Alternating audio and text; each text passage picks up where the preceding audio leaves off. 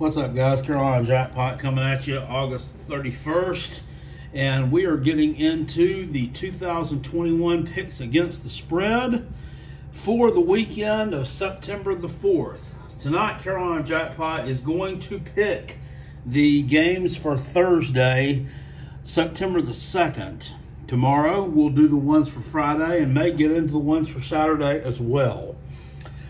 Thursday on September 2nd, we got East Carolina taking on App State. This game is going to be played in Charlotte at the Bank of America Stadium. This will be these two teams' first meeting since 2012. Appalachian State was 9-3 last year. East Carolina finished up with a record of 3-6, in which they won their last two games. East Carolina's returning 20 starters. We know that they can move the ball. We know they can score. They return the veteran quarterback there and Holton Ahlers.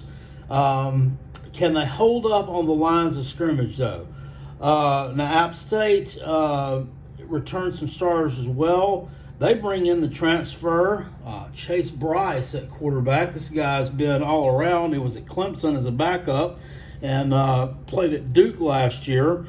Threw about as many interceptions as he did touchdowns. Cam Sutton returns back to play wide receiver for App State.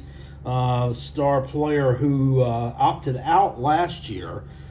He's been a little bit banged up during fall camp, but is expected to play on Thursday night. The public bet on this game has moved the line significantly in the favor of ECU. This game was about a 2-touchdown spread at one time. It's been bet down now to App State laying 10.5. This is definitely one that it's an interesting matchup. Probably one that I would stay away from. Probably would not bet this one, but if I have to choose a side here, I'm going with the App State side. I'm just going with what I know. I think East Carolina is an improving team, but App State returns most of the pieces of a pretty good team. Their 3 losses last year were 2 pretty good teams. They lost rather close games to Coastal and UL Lafayette. The 2 teams that competed for the championship over there in the Sun Belt. So I just kind of got to lean with App State. When I see a line move like that with the public money, usually it's kind of an indicator that the public doesn't really know what they're doing. Now, sometimes there can be value in that. You just kind of got to look at it and draw your own conclusion. But this is one I'd stay away from. If I was going to do something with it, I might bet a over under on it. But for this video's purpose, I'm going to go with App State to cover the number in this one. Bowling Green is on the road at Tennessee. Bowling Green was winless last year. They finished up 0-5, in which they only covered the spread one time. Blown out a bunch. Their third-year coach, Scott Leffler, he just inherited a mess in 2019, and it's got to be a slow rebuild there. This year, they lost their last 3 spring practices due to COVID tracing. In 2019 was the last time they played a Power 5 opponent. And they lost by identical 52-0 scores to Kansas State and Notre Dame on the road. And this was under Leffler as well. They got 75 freshmen and redshirt freshmen on that roster. We all know about Tennessee. Josh Heupel, installing a more up-tempo offense there. He's got some decent wide receiver pieces to work with. And Jalen Hyatt and Bayless Jones. The Milton kid from Michigan has been named the starter there. So it'll be interesting to see what they can do. I believe Tennessee, kind of cruises to a win here in this game. Sometimes you kind of have first game jitters, a little bit first game hiccups. I don't see that happening here because I just think Bowling Green is that bad of a team. They really are, and that's a lot of points to lay. It's 35 and the hook there that Tennessee's laying, and I think it's kind of settling at 35 right now. Still, with that big number, I still would take Tennessee here. And if it were anybody else they were playing, I might be a little bit leery of doing that. But Bowling Green is just a really bad team. So I'm going to take the Vols to cover the number in that one.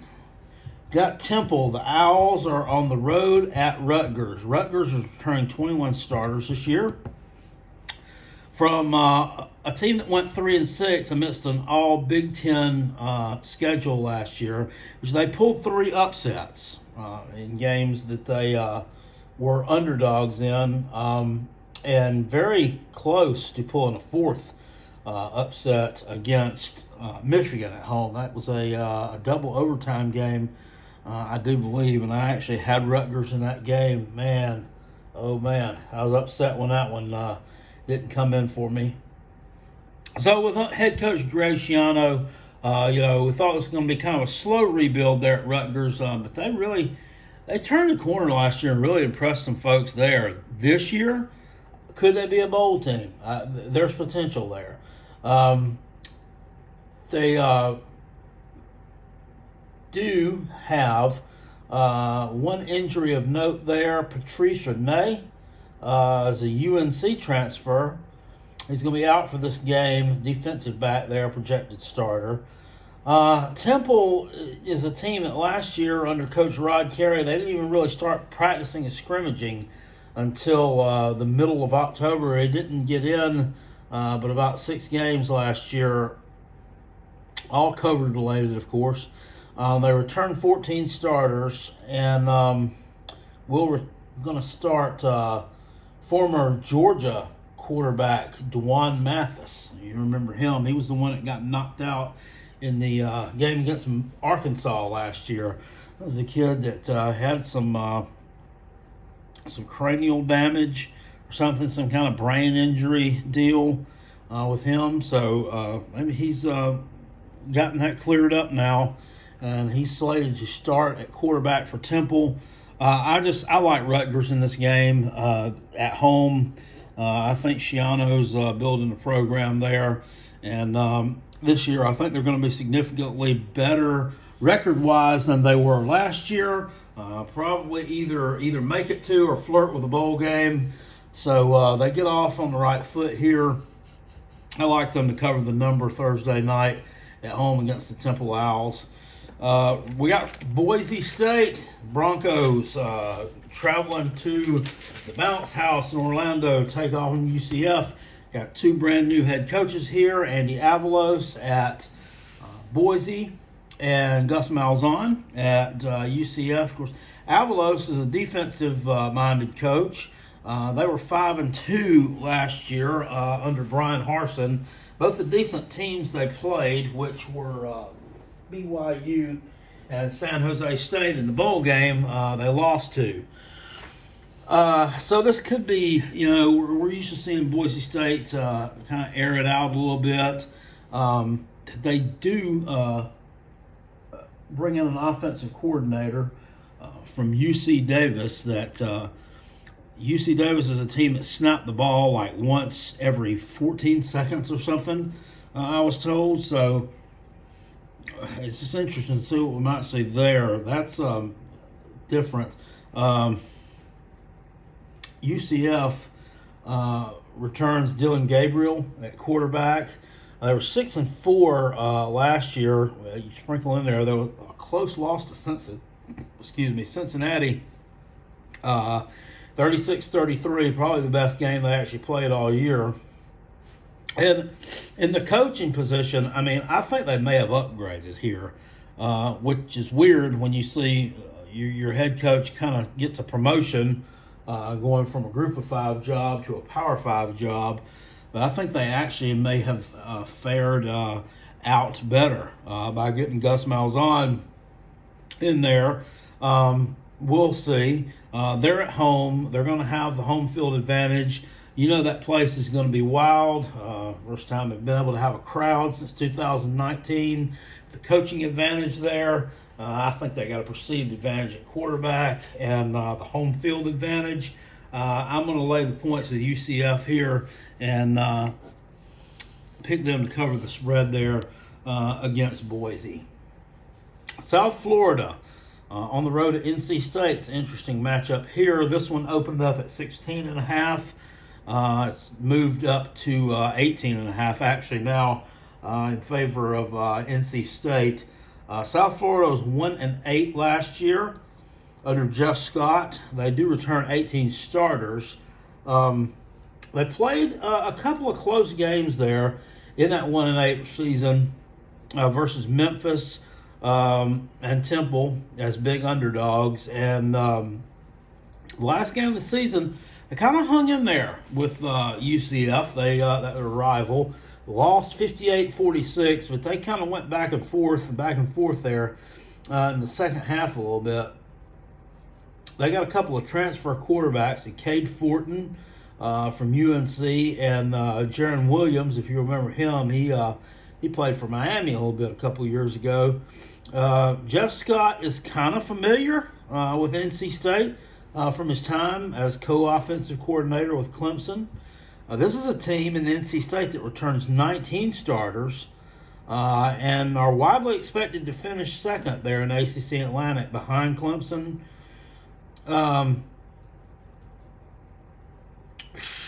Got the coaching advantage there. Dave Doran's been with that Wolfpack program for quite a while, and he's just really done nothing but quietly build a winner. Quarterback they bring back, Devin Leary, that they finally settled on last year, settled in, did a pretty good job for them down the stretch. Their run game is solid with Zonovan Bam Knight and Ricky Person. Both these guys about 700-something yards last year on the ground. And the stat that popped out at me while I was looking at this and knowing that UCF played, or South Florida played a little bit better down the stretch last year, I figured they'd be a little bit improved this year under Scott. And I was going to kind of go with South Florida here, but then I looked at, they're returning all the same starters from a defense that gave up 212 yards a game on the ground last year. And then when we put this up against, they're going against a running back duo that combined for almost 1,500 yards last year. I have a hard time laying points with South Florida there. I think NC State covers the number here at home. Give me the Wolfpack to cover the 18 points. I just defensively, offensively, I like what Jeff Scott there, their philosophy. I think they're going to get better. But, with the porous run defense, I just cannot have any faith there in South Florida. And the last game of the slate on Thursday that we're going to pick here, there's a decent amount of games on Thursday. A lot of them are FBS, FCS matchups, which there may or may not be a line on, so I really don't tend to get into those a whole lot. Ohio State at Minnesota. Ohio State was 7-1 last year. Of course, their only loss coming in the college football playoff championship game, 52-24 to Alabama as 8-point underdogs. Ryan Day is undefeated in Big Ten play. That spans from the 2019 and 2020 seasons. Ohio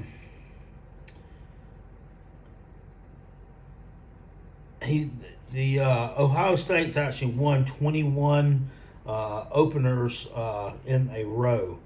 And you got to wonder, are they going to be looking here to make a statement after getting kind of blown out by Alabama in that national championship game? I think a lot of people have them kind of penciled in around number 4 in the college football playoff rankings. Only returning 11 starters this year, but they do return 1,500 yards worth of receptions with Olave and Wilson. And their talent level, I mean, they just keep reloading, just keep restocking the cupboard. Master Teague returns at running back for them, and C.J. Stroud will take over at quarterback. He was the backup last year to Justin Fields. Probably not going to see quite as much production out of that position, but with that talented wide receiver core, it's certainly possible that they put up big numbers again. Just get off the bus and just score 40, 50 points. Minnesota's 3-4 last year under P.J. Fleck. Kind of a disappointing year for them. I think they were picked by a lot of people to possibly win that Big Ten West, and that just did not happen. They do return a talented quarterback in Taylor Morgan, and talented running back there too in Muhammad Ibrahim.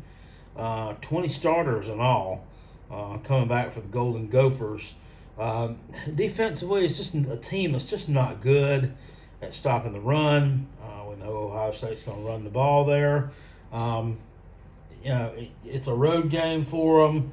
It's kind of like some people's trendy upset pick. Not for me. I'm not buying that, and I really don't have a lot of problem here with laying the points with Ohio State.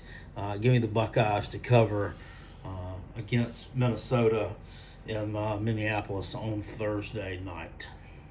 All right, guys, those are your picks against the spread for the games for Thursday night, September the 2nd. Stay tuned to the Carolina Jackpot channel for picks against the spread for later in the week. Also, in the description box below, click down there if you want to join our contest over on the Rob and Kell Show, the Callaway's College Football Pick'em Challenge. We have 67 participants in that thing right now. We're rocking and rolling with it. I mean, if we keep getting folks in there, we're soon going to have a $2,000 pot that'll be going to the winner at the end of this thing. So that kind of money is nothing to laugh at. If you got any kind of college football knowledge at all, if you're any good at picking games against the spread, this is your chance to make some real money with it. Jump in there. I'll see you guys later. Thanks for watching. I appreciate it. Peace. I'm out.